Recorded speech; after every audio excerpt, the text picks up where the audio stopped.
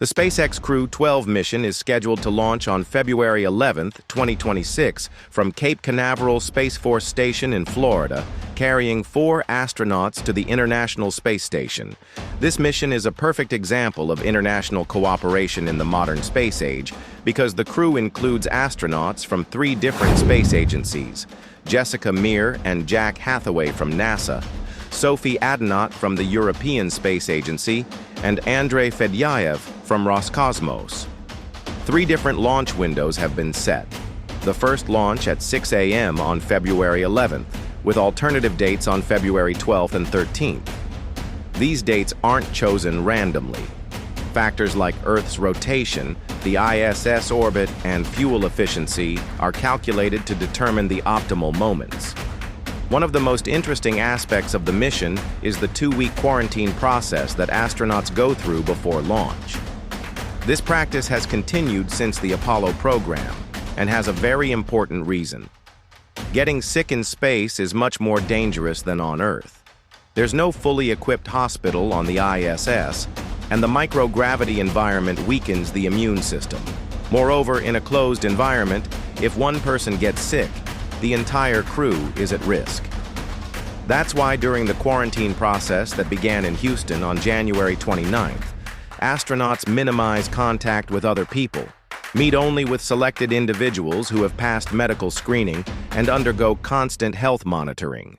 The 2-week period makes scientific sense because the incubation period for most illnesses like flu and common cold is 14 days or less. If there are no symptoms at the end of quarantine, you can be sure the astronaut is healthy. Before entering quarantine, the astronauts completed a critical test called the Crew Equipment Interface Test on January 12th. During this full-day session, they wore SpaceX's specially designed spacesuits, performed leak checks, and boarded the Dragon spacecraft to test their seat adjustments. Dragon is a modern spacecraft that operates completely automatically and is controlled with touch screens, much simpler than the hundreds of buttons and switches in old space shuttles.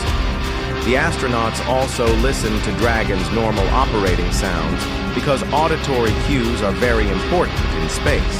By recognizing the sounds of engines and pumps, they can detect potential problems early. Communication systems were tested, emergency procedures were reviewed, and teamwork was practiced because there's no time to panic in space. Everything needs to be pre-planned and practiced. On launch day, the Falcon 9 rocket will carry Dragon into space in approximately 12 minutes.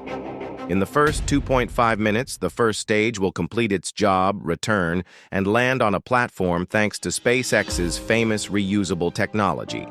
After the second stage places Dragon into orbit, the capsule will begin its journey to the ISS. This journey normally takes 24 to 30 hours because Dragon needs to rendezvous perfectly with the station orbiting Earth at 28,000 kilometers per minute. Using laser sensors and cameras, a completely automatic docking will take place. The astronauts will be watching but won't intervene unless necessary. When docking is complete, pressure will be equalized and finally the doors will open. The Crew-12 team arriving at the ISS will stay there for approximately 6 months.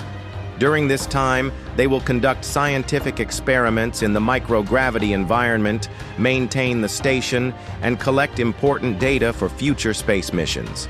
This mission is also part of NASA's busy February schedule because the Artemis II mission is also planned for the same month.